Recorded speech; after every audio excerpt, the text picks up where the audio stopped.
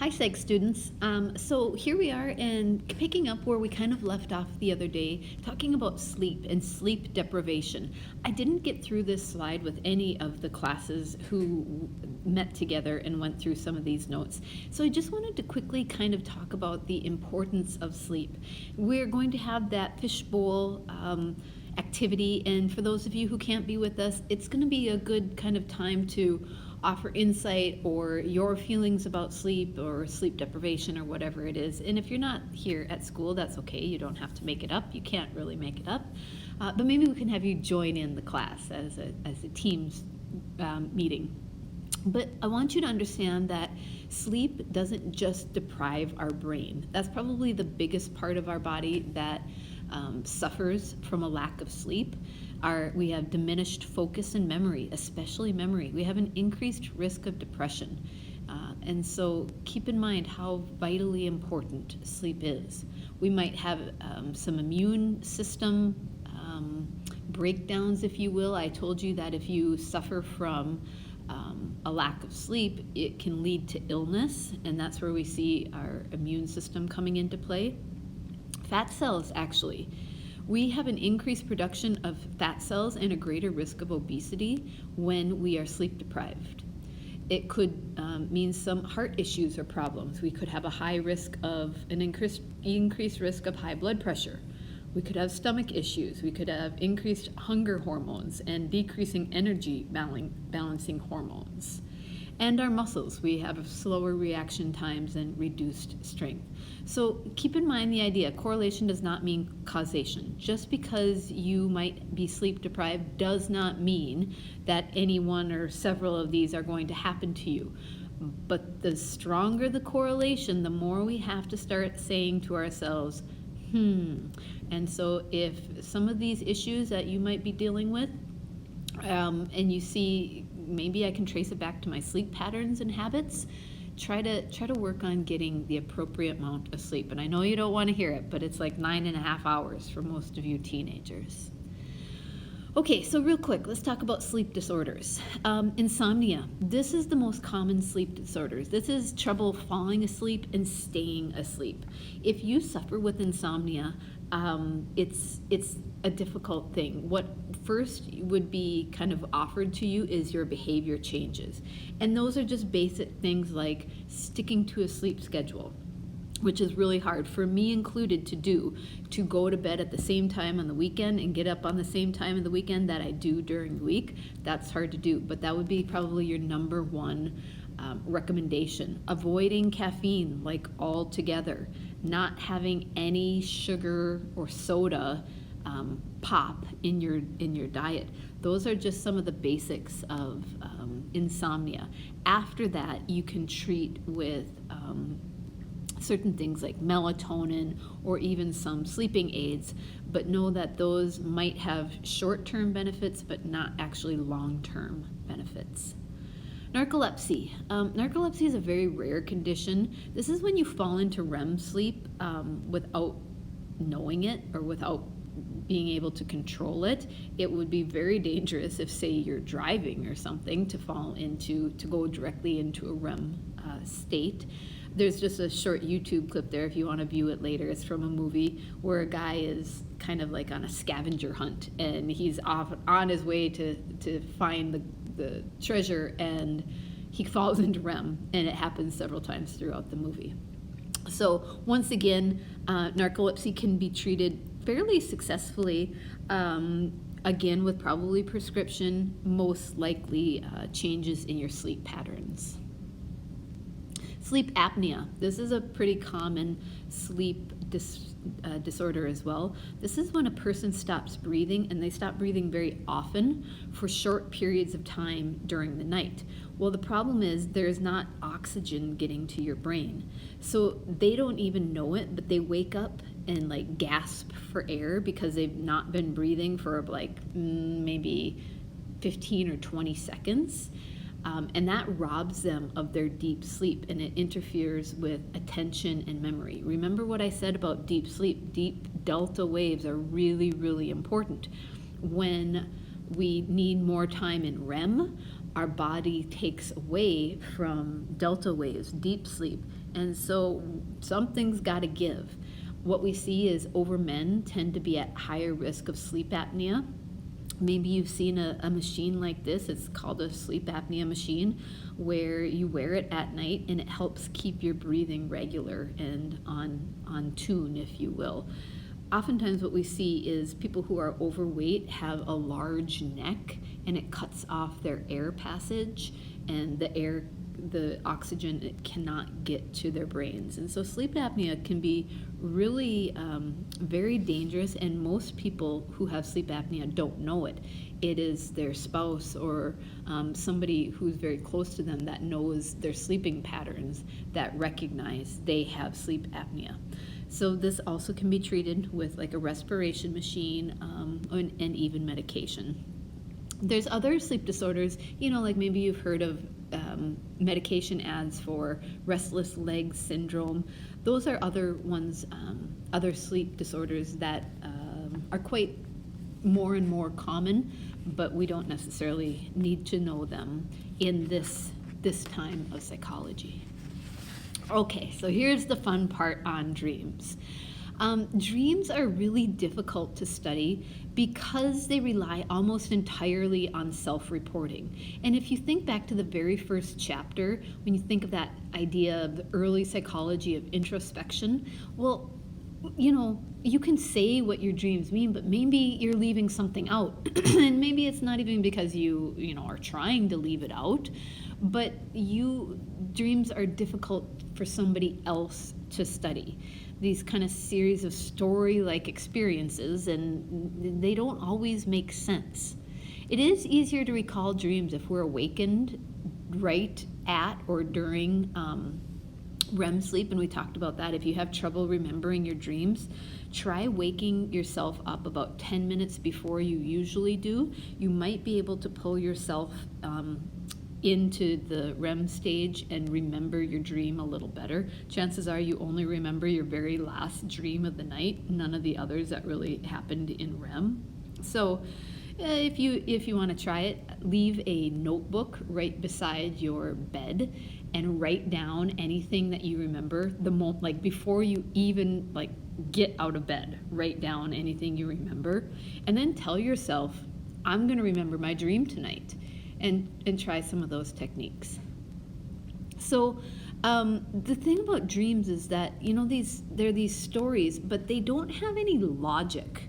Like during the day we have logical thoughts, but our dreams don't have logic the way our awakening thoughts do. And so we don't really understand why we dream. The purpose of dreams is unclear. Why we dream, there's lots of hypotheses and there's lots of varied theories as to why we dream, but the purpose of dreaming, we definitely don't know. So the meaning of dreams, to kind of satisfy our own wishes. If we need to confront this emotional drama, sometimes that comes out in a dream. Sometimes it might be in a nightmare, which is unfortunate, but that's part of what we think might be the meaning of dreams. We do know that it's to file away memories, this kind of memory processing time to move the information from our short-term memory to our long-term memory. And we talked about that just a little bit when we talked about REM sleep. That's when we dream, and that's when those memories are consolidated.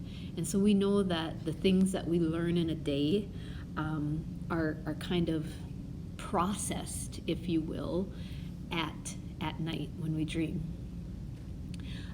It also kind of allows for creativity, where sometimes people who are very creative but are experiencing a creative block dreams might serve as a way for them to get their creativity, energy, or boost coming out at that time. Or maybe you're not creative, but you have these really creative dreams. It's to develop and preserve these neural pathways, which once again talks about, that kind of files with the memory and the learning and how we associate those neural transmissions. to reflect on cognitive development, all those things that we've learned during the day and are processing for us at night. There's also people who believe that dreams can serve as a way to protect ourselves. And so somebody brought this up about the position of sleep. I'm not exactly sure on that, but there's part of a theory that says dreams serve to protect us from dangers in life or threats that we might have. And so if we see people with nightmares, or if you suffer with nightmares, it could be because you're under a lot of high stress, or you suffer with anxiety that you don't really know how to get out. Those things can be satisfied or helped along with basic techniques of stress relievers, not looking at your phone before bed, not looking at a screen before bed, but even things like medications as well. All right, so Sigmund Freud, the big Freudian. I have to tell you, he wrote the most famous book, The Interpretation of Dreams. It was one of the first books on dreams, and it is the most famous book on dreams. Freud was the one who really developed what do dreams mean. And he said they were an outlet for repression. Freud said the things that are not acceptable or that are socially not allowed in like awake time and normal behavior, that's what's coming out in your dream. And so for Freud, he talked about manifest content and latent content. So Freud, manifest content is what you remember, like the part of the dream that you remember, the part that you can recall. But he doesn't really care about what you say your dream was. He cares about the latent content. He wants to know the underlying meaning. You know, you might say that you had this really crazy dream that, so I'll just give you an instance. I won't say who, but somebody had a crazy dream that they had a backpack full of Claritin, like the allergy medication Claritin. And so Freud, man, he would have a heyday with that one. The manifest content is a backpack full of Claritin. The latent content would be something that Freud would dream up about, like a concern or a worry that they don't have everything they need with them, and so they have to carry all of this extra baggage to be ultimately prepared. Freud would go to kind of extents that we don't like to surmise, and for Freud it would almost always go back to childhood, and it probably is going to revolve around sexual expression. So for instance, this college student who's graduating, they have a dream that they're going across the stage to get their diploma and they trip and fall. Well, that would be the manifest content. To Freud, the latent content would be that their tripping and falling is their fear and their anxiety of going on to the next stage in life, the next part of their life where they don't know how to handle all the things that maybe graduating from college could be, starting a job, finding an apartment, getting married, whatever it might be. They're too scared and anxious about that phase of life. Okay, so the last thing that I want to talk about are psychoactive drugs. Psychoactive drugs alter our mental processes, perception, and mood, and they can put us into a different state of consciousness that is sometimes hard to shy away from or get away from when it becomes a habit or an addiction. And so that's really how psychoactive drugs work. They start with kind of like this tolerance where you've tried maybe a drug and you need a greater and greater dosage to kind of achieve what you had. Now, I'm just going to use myself. I'm not proud of it, but I am absolutely addicted to caffeine. There's not a day that goes by that I don't drink coffee in the morning. Now, luckily, my tolerance level is okay. I don't need more and more caffeine to get through a day. Rarely do I have 2 cups of coffee, but I can guarantee you that every morning I have a cup of coffee, I could be surviving through a tsunami and I think I'd be like, oh, stop, wait, I gotta get a cup of coffee. Like it's pretty bad. Dependence. Dependence is when our body adjusts and becomes dependent for those neurotransmitters to stimulate or block a synapse. And so for me, in caffeine, it is a stimulant. So I want that mimicking, that opening up of those neurotransmitters to give me that rush, to give me that feeling of satisfaction. I have become dependent on caffeine. In fact, my body has adjusted so much that if I wouldn't have caffeine, and I can't tell you the last time I haven't, but if I wouldn't have caffeine, I'd probably suffer. I feel like besides the crankiness and the like severe focus on getting a cup of coffee, I might turn to like Motrin or something because I find myself having a headache, like I'd have a caffeine withdrawal or something. So addiction. Addiction is when you have these cravings for whatever drug it happens to be, despite adverse consequences. So you have cravings, but you know that the cravings are doing harm, they're causing relationship problems, they're causing you to put off the things you need to do. So I don't want to compare phone addictions, but what I see in some students is that people who are addicted to their phone spend way more time than they think they are. They might give up doing some of their homework or something that needs to be done in order to achieve that addiction, in order to get the substance. Now I have to tell you, addicts don't ever want to become addicts. You don't wake up one morning and be like, I want to become an addict. That's just not something that people want to do. But it can happen pretty easily and unfortunately pretty quickly. And I guess it does kind of depend on the type of addiction we're talking about. And finally, withdrawal. Withdrawal is when you have painful symptoms when the drug is not present in your system. So I just mentioned I get a headache if I don't have caffeine. That's a painful symptom that I suffer. If you're having severe withdrawals from certain psychoactive drugs like opiates or something, you can have, or alcohol for instance, you can have real some pretty nasty withdrawal effects. Sensitivity, like you're sensitive to light, to touch, to all these different things, to sound. Suffer with sleep problems. You could have diarrhea, vomiting, lots of really nasty withdrawals. So please watch that embedded video. It's a very long one. I don't expect you to watch the whole thing. You definitely can. But I'd like you to watch it from the beginning until about minute 7:30. So about 7.5 minutes, I'd like you to watch this. It's a really good look at why people become addicted, especially to opiates, and how easy it is to do.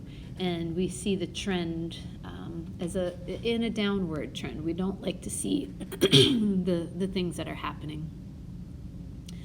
So I think this is a lot of review for you from your health class years. So real quickly, we're going to go through the types of psychoactive drugs. I want you to understand how they work on the brain. So first, let's talk about depressants like alcohol or barbiturates. Alcohol lowers our inhibition. It slows our neural response. It disrupts memory, but it is considered a depressant. So it slows down your nervous system. Stimulants speed up your nervous system. Caffeine, nicotine. Cigarettes are a big stimulant. Amphetamine, meth, for instance, cocaine. These are all stimulants that help mimic the neurotransmitters. Hallucinogens like marijuana and STD. At least when we're talking like marijuana, the active ingredient is called THC. And that actually acts as both a stimulant and a depressant.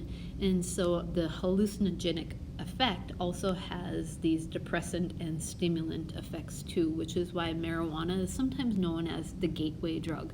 Just because you smoke weed or something doesn't necessarily mean that you are going, correlation does not mean causation, doesn't necessarily mean you're going to go to other harder drugs, but there's a reason. Correlation doesn't mean causation, but the stronger the correlation, you have to start asking yourself, why do so many people who do harder drugs like cocaine or heroin start with marijuana? And then opiates. Opiates are things like morphine and heroin. And you watch that short little video, you'll understand kind of the idea of opiates a little better, although I feel like you're probably pretty familiar with them already. Stimulants. Let's talk about cocaine and how it works on the brain. Cocaine provides a temporary alertness and this euphoric, this kind of euphoria, this feeling of like there's no pain, you're kind of floating feeling, as it blocks the neurotransmitter reuptake of dopamine, serotonin, and norepinephrine. So do you see the little yellow ones right there? Those are the cocaine chemicals, the chemicals in cocaine that are being released. So what happens is that remember when I said they had to fit in there just perfectly like a key? Well, the ones that don't fit actually stay in the reuptake, stay in the synapse. So it stays in the synapse until it's absorbed. But then you have this crash. And so when the cocaine can't get sent onto the next neurotransmitter, it stays in the synapse and it gives you this very nice feeling of euphoria. But that often leads to an intense crash, and then you need to basically find that stimulation again. You need to find that same feeling again. Crack cocaine is even worse because it produces a even briefer, more intense high, but also a more intense crash. And finally, opiates. Methamphetamine is one of those opiates that is now a part of our lexicon, as part of our culture. And we see methamphetamine abuse more and more each year, and it depends on kind of sections of society. It's related to the parent drug amphetamine, and amphetamine is like a speed. It's like it's not only like a stimulant, but it's like a pain reliever. So what happens is over time, we have this baseline like level of neurotransmitter of dopamine, and it drops. And so for a while, the opiate works, the methamphetamine works. But then pretty soon, that level of absorption and reuptake drops, and people become depressed, and it's impossible to feel pleasure. Like you cannot feel good, and then you take more to try to get that feeling back, but you almost like lose sensation, lose feeling. And so opiates are really a tough drug to ever really recover from. It can be done, but it's a long, hard road that people who are addicted to have to be willing and ready to fight the urge, to fight the addictive qualities that it has, because it can have a real strong hold on people, more than probably we see of nearly any other type of psychoactive drug. There's a picture, that's the same woman. She apparently was arrested for something on the left in that mugshot. She became addicted to opiates, to meth, and that was another picture of her on the right, another mugshot 4 years later. She changed that much, not only her physical appearance, but her brain chemistry, her body functioning really changed. Her teeth, she's probably losing her teeth, they're rotting out of her head because of her addiction to methamphetamine. All right, so right here is just a short little rundown of some of the effects and that pleasurable and adverse effects of the different types of psychoactive drugs. That's it for the day. I hope you can come to class with questions. If you have anything on dreams or drugs that maybe I can answer, and come to class on Wednesday or Thursday, ready to talk about sleep and the benefits of sleep. Talk to you later. Bye.